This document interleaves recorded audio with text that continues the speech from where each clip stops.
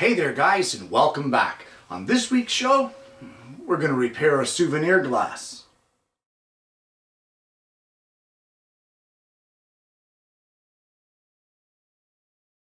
Well, before I get into the project, I just want to share a little story with you. Years ago, when my children were young, my girls made me a t-shirt, and the t-shirt had their hands in fabric paint all over the shirt. So it was kind of like the girls' handprints with me the entire time. And this year for Father's Day, well, you know what? I got something really cool.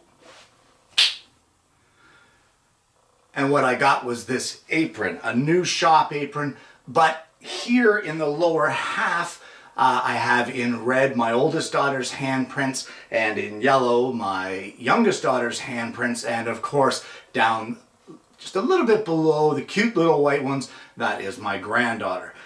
So I love it. Girls, thank you so much. I've already thanked you, but honestly, this is a special gift and I love it very much.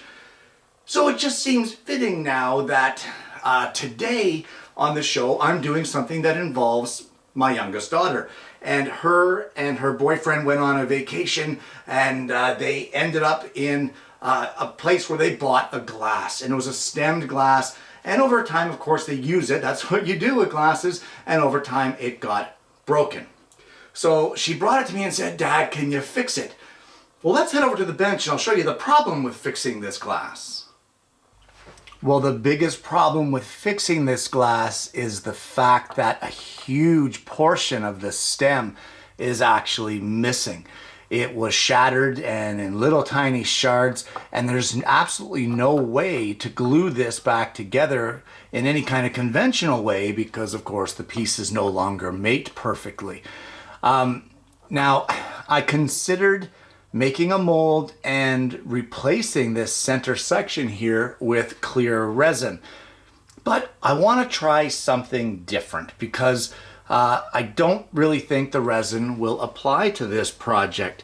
So what we're going to need is a chunk of walnut. Well, the first thing I want to do is I want to glue up a blank. So I have some walnut here. It's 3 1/4 inches wide, both pieces. It's 8/4 thick. It's rough cut on one side, but I have jointed this surface here so that I can glue these together. It's about 11 inches long.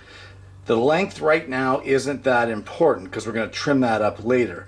But what I'm going to do is I'm going to glue this blank up just like that. We're going to clamp it really well and then let this sit and dry overnight. Well, here it is the next day. The blank is dried up.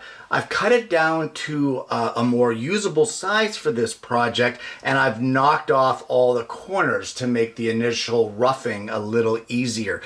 So the first thing I want to do is I want to turn this down to the largest cylinder that I can, and in this case it will probably be somewhere in the neighborhood of about 3 inches in diameter.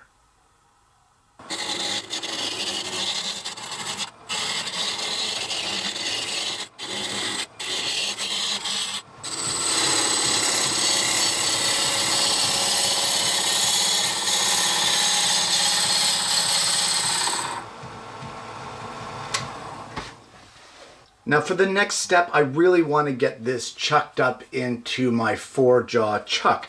So on the headstock end here, I'm going to turn about a 1-inch wide tenon, just large enough to fit in my 4-jaw chuck, and then we can carry on from there.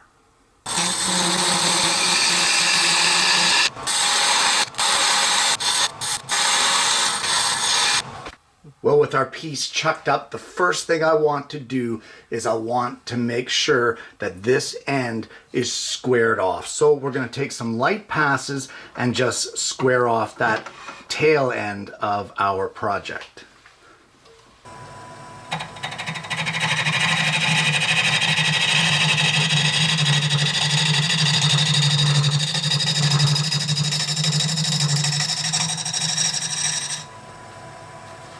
Well, at this point, I just want to take a profile gauge and I want to get a semi-accurate profile of our glass.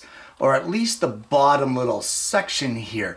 Because what I'm going to do is I'm going to trace this out onto a piece of MDF, and we're going to take it over to the scroll saw. Once I'm happy with the shape of it, we're going to take it over to the scroll saw and cut it out. And that will be our template for our turning. Doesn't make much sense right now, but you'll understand in just a minute. So here we are at the end of our piece that we just leveled out. I can see we've got a few parts there that still need leveling, but no big deal. We have our template here. And what I'm going to do is very carefully, I am going to turn out a recess here that will house this template. Now, I could bring the glass over here and keep testing with the glass, but I don't want to break the glass or risk dropping it over here at the lathe. So I'll get it rough set with this template, and then I'll bring the glass over and test fit it. So we'll start off by getting this divot marked out, and then we'll cut it.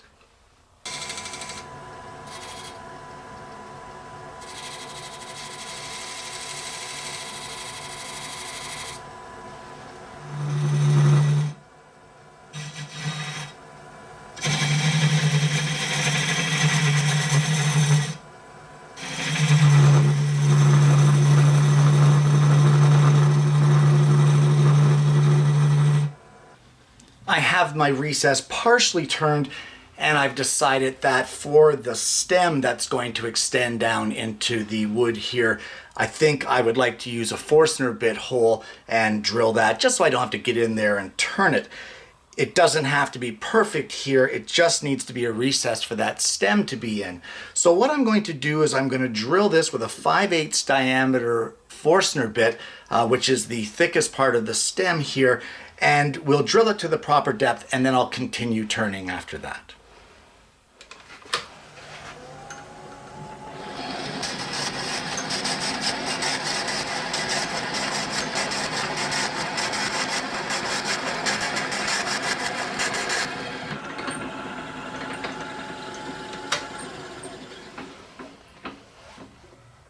Well, I've tested with the template, and now I'll just test with the glass. And the glass fits in there just fine. It's a little bit of a loose fit, but I'm okay with that because I'm going to have to use some adhesive to fit it in there anyway.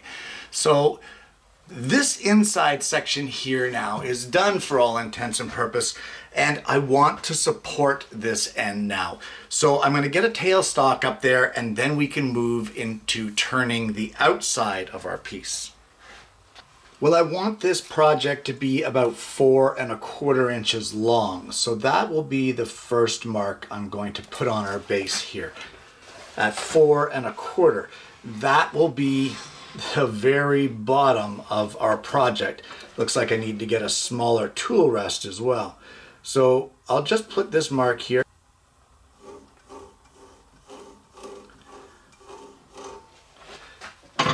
And then what I'll do is, using a parting tool, I'll just mark that so I don't cut beyond it.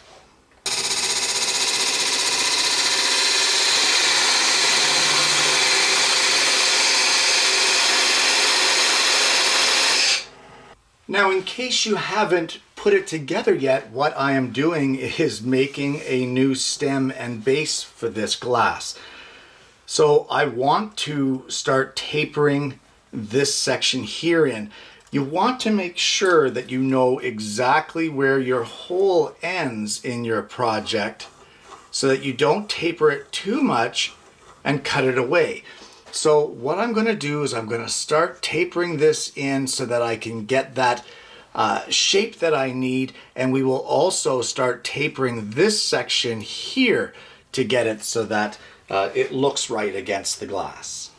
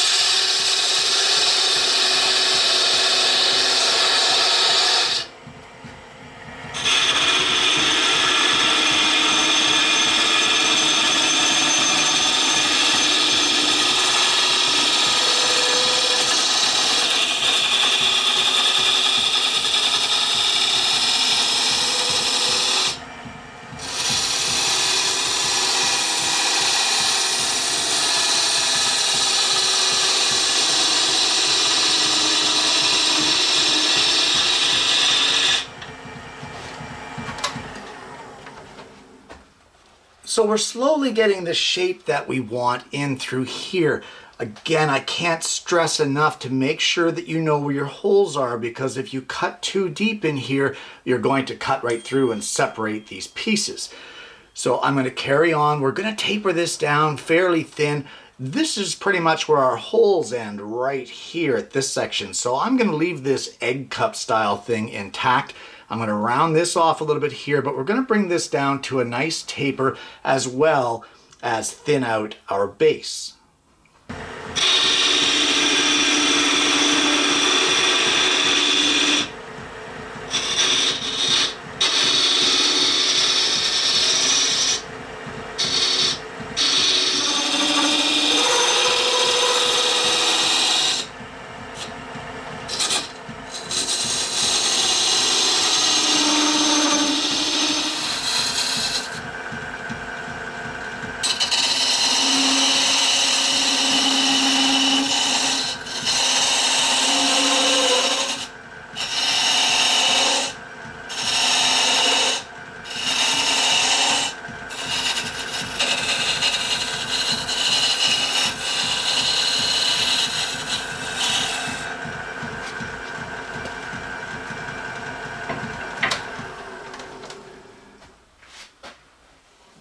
Well, I'm pretty happy with the shape that we've got here.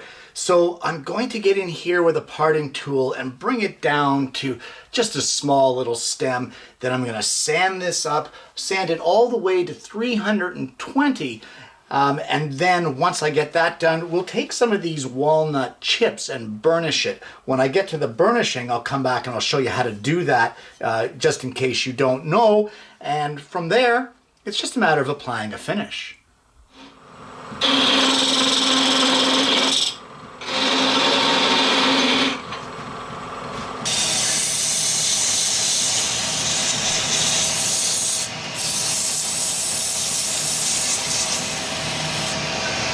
Well, I've zoomed in a little bit to show you the burnishing process.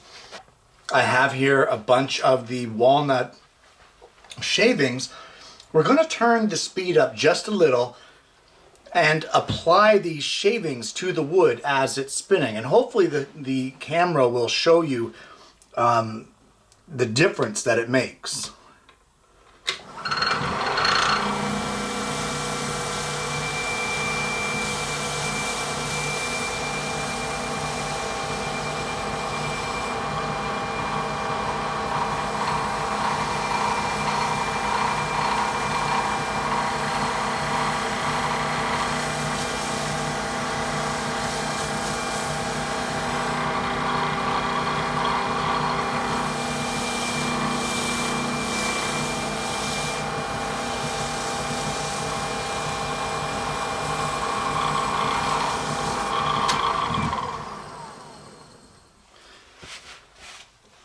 And you can see here, especially here, you can see in the video, it gives it a nice sheen.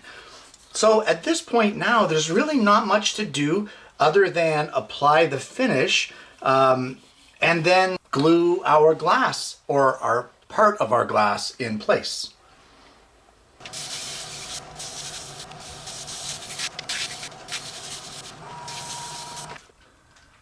And there we go, and that's just a little bit of Danish oil on there. We'll let that cure up. We'll part this from the lathe, and then we can start the gluing process. Well, there is all kinds of ways that you can glue this glass into your new base. You can use clear silicone. You can use something like this, Gorilla Glue, clear Gorilla Glue. I think for me though, and I honestly don't think we need a video of it, what I'm seriously considering, and I think I may do it just to make it a perfect match, is I'm gonna mix up a little batch of resin, just a tiny one. And we're gonna fill this little cavity in here just a little bit, and we'll put the glass in place. And once we're happy with the placement of the glass, we'll just watch to see how much the resin is seeping up the sides. And if we have to add a tiny bit more, we'll add a little more, just to make it so that when you look down in the glass, it is all uniform and clear inside. I think that will be the best solution for this project in the end, and that will permanently affix our glass in place. So I'm going to do that. I'm going to do it off camera. I don't think we need a video of me mixing in resin and pouring it and squishing this glass in it. It is what it is, and well, hopefully you like what I came up with for the fix. And there you have it. A repaired souvenir glass. Guys, this project is not necessarily about how to turn a new base and stem for a glass. In fact, what the show was really about is we live in a disposable world. It seems like people are too quick to throw things away. There was a time in our society when you couldn't afford to throw things away. Hence, there was cobblers that fixed or resold your shoes. There was carpenters that made furniture and repaired furniture. There was reupholsterers that instead of throwing out that old couch, they would retension springs and add new coverings. And in today's society, we seem to have gotten away from that. So our attitude now, for the most part, seems to be, oh, that glass broke. Well, you know what? Throw it in the garbage. It was only $10, and we'll go out the next time we're there and see if we can get a new one. Well, by taking that idea or taking that attitude and throwing it out the window, what we've done here is, number one, we've saved a glass from going into the landfill. It's only a glass, but every glass counts kind of thing. Second of all, you didn't waste that $10 because you spent it on that souvenir, and whether you want to believe it or not, there's sentimental attachment to that. There's memories involved in that glass. So by throwing out the glass, you're essentially throwing out your memories, so to speak. What we've done is we've saved all that. We've kept it intact. And although it's not in the same form that it was when we first bought it, it's in a new form, and a form that added new memories, because now we have the memory of the repair and the project and my show, you know, that sort of thing.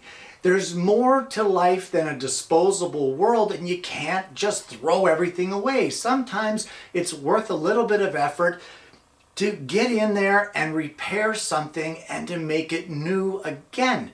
So we ended up going from this, then we made this, and then we ended up with this. Guys, it's one of those things that you really have to start looking into, because this disposable world attitude that we're in, it's really not great. We really need to get back to those days when owning something meant something, and when repairing something or keeping things alive and going was important to us. Oops. Guys, this project was a lot of fun. I hope my daughter likes it, and I hope you've enjoyed it. I hope you've enjoyed the show.